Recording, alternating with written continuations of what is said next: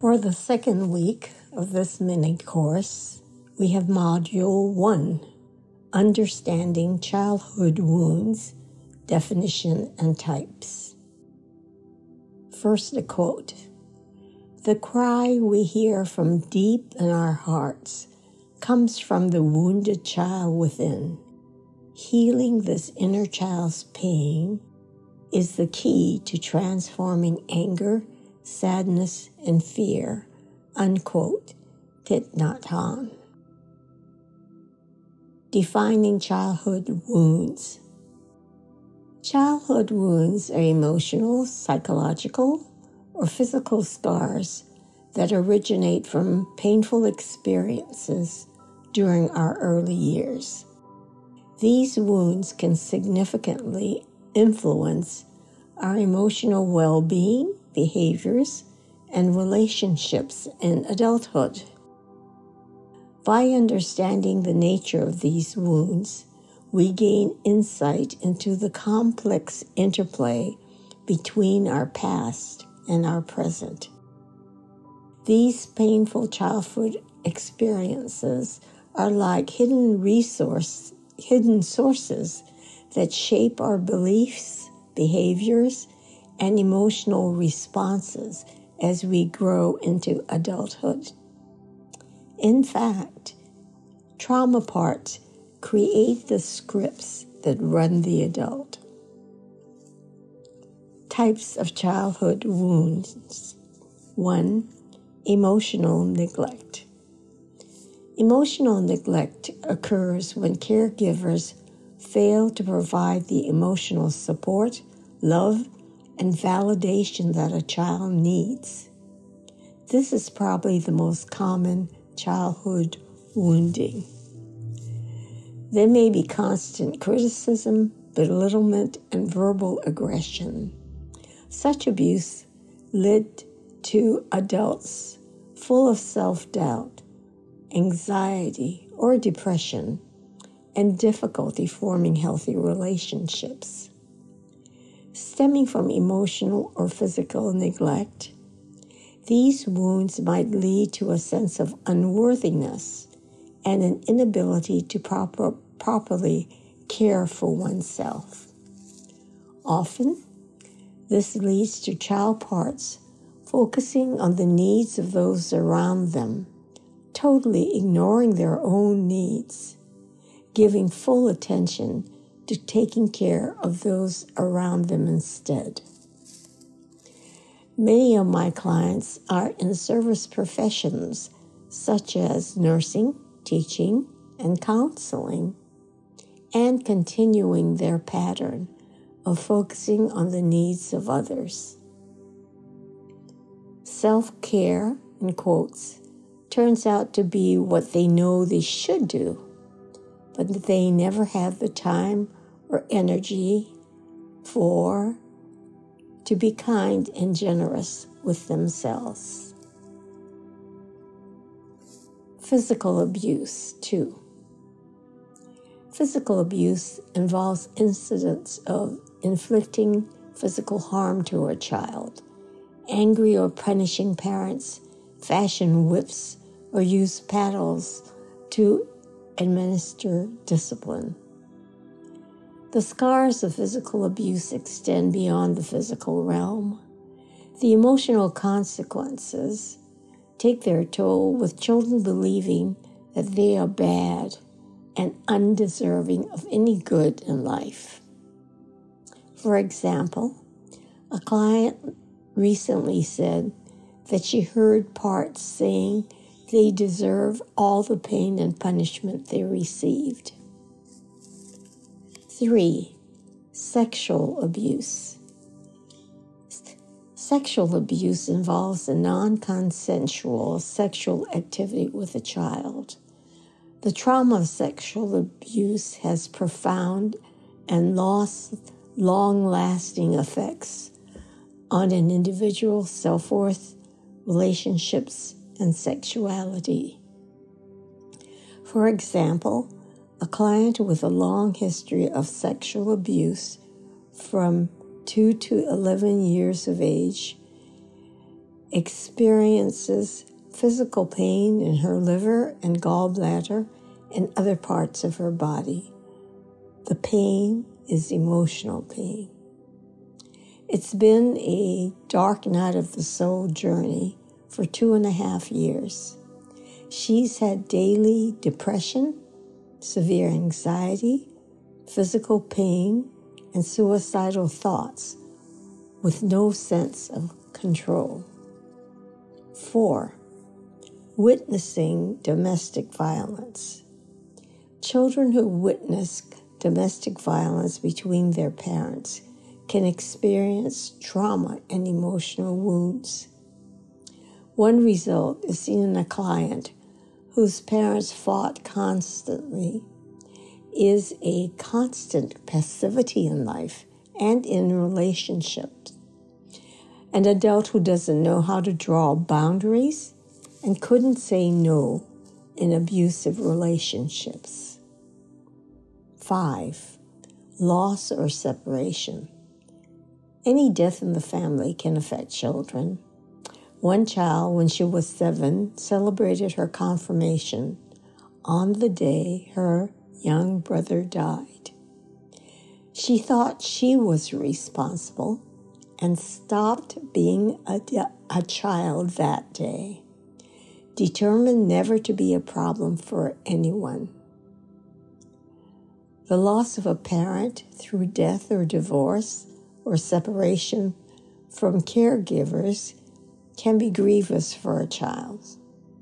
For example, a client's father died when she was 3.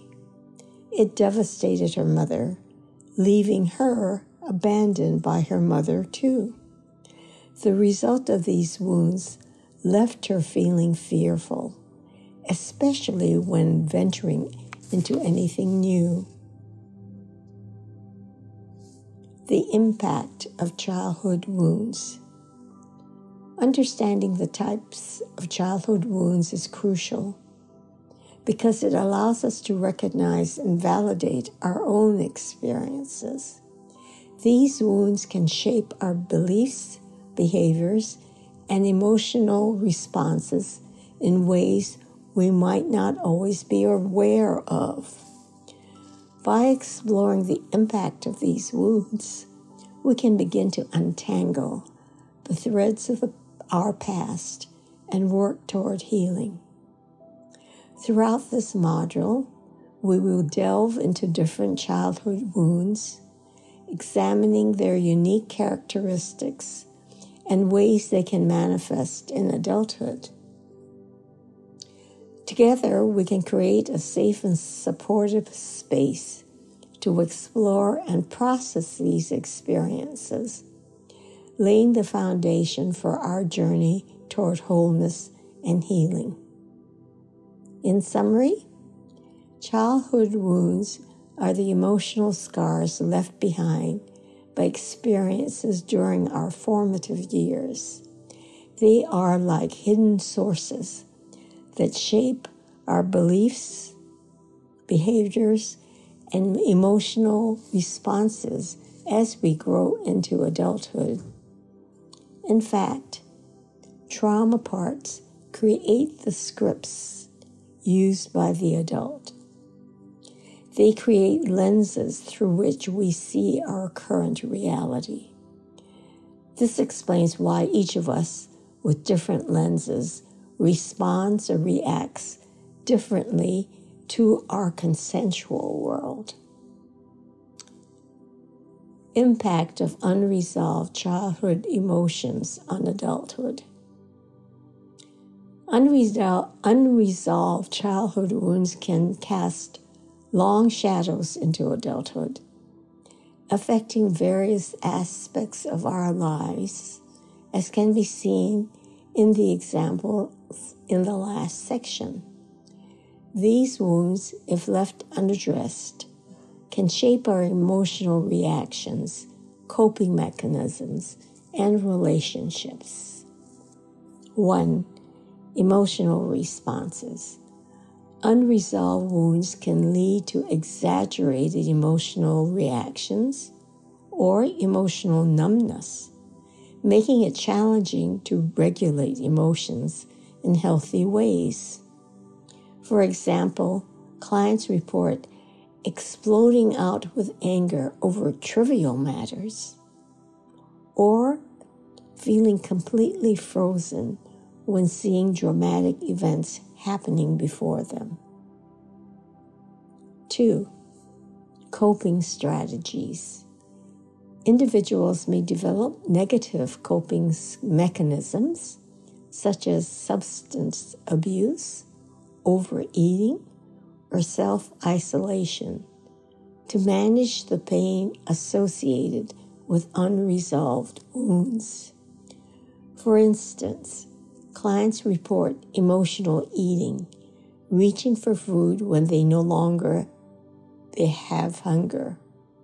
They don't know how to soothe themselves except through substances. 3. Relationship patterns. Childhood wounds can influence how you approach relationships. When you bring anxiety, confusion, or fear to a relationship, you experience difficulties in forming and maintaining healthy relationships. For example, some clients report that their narcissistic mother caused them to choose a husband who was weak and a pushover. Others see that their spouses betrayed them just exactly as they were betrayed by their parents. 4. Self-image. Unresolved wounds can impact self-esteem and self-worth, affecting how clients perceive themselves and their abilities. A core wound for many adults is feeling not good enough because of the painful experiences in childhood.